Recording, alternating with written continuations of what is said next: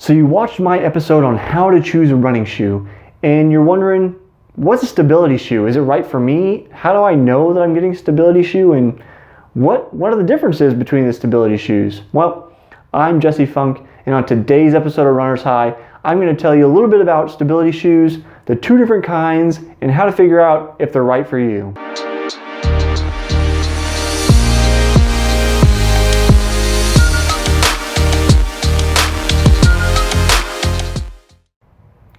So if you watched my episode on how to choose a running shoe, there were a lot of things to go over, but one of the most important things in figuring out what kind of shoe is appropriate for you is knowing your gait. That is, which way does your foot roll when you're running or walking? Now, a stability shoe comes in two types, and therefore people whose feet overpronate, meaning they roll too much to the inside or collapse to the inside, or somebody who supinates, which is turning to the outside or having more pressure on the outside when they run or walk. You can tell this in part by watching video or having somebody look at you while you're running or walking, but you can also look on the bottom side of a shoe. Again, here is my running shoe, my well-worn running shoe. It doesn't have quite as much wear and tear on it as I wish it did for me to show you. I change them a little bit too often. But what you want to look at on the bottom of your shoes for an indication that you might need a stability shoe is, so here's the inside of my shoe.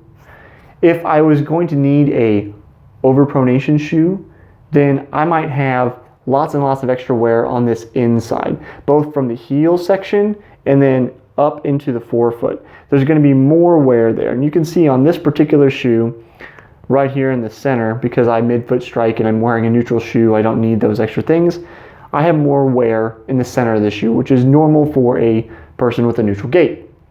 Now, if you need a stability shoe for supination, then the opposite will often happen, where on the outside of the shoe, you're going to have much more wear and tear, and you'll be able to see down past the outsole, the outer sole here, which is this bottom part, where it wears down into the colors, and you'll see that motion there.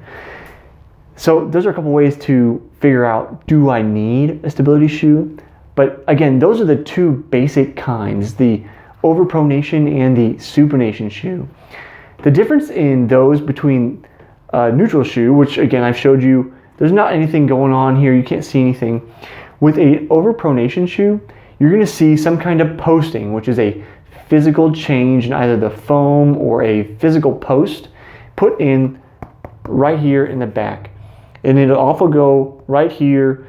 Most often with a mild overpronation shoe, you'll see a gray section here. For whatever reason, manufacturers love to color them gray. It'll be this nice gray block, and it's a stiffer amount of foam.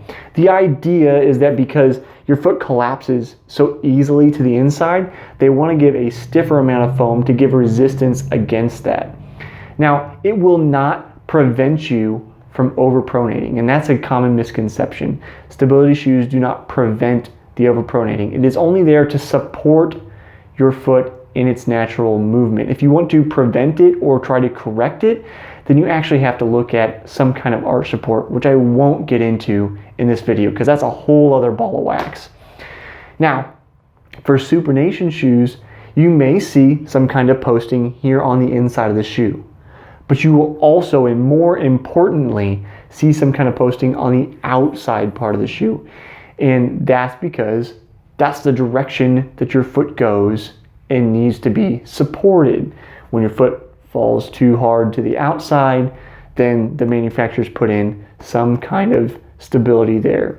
Supination is going to be the, I'll say, rarest of the three gaits. You don't see it quite as often as somebody who fits shoes, but there are shoes available for you. As always, just like I said in my how to choose a running shoe video, rely on your local running store. They have in-depth knowledge of each shoe and can kind of guide you where to go. Will they be able to pick out the perfect shoe for you?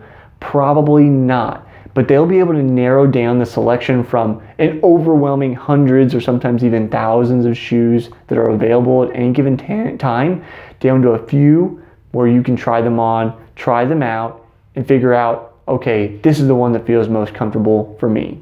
So as always, if you want to know more about running, how to be the best runner, subscribe to the channel and stay tuned for more episodes of Runner's High.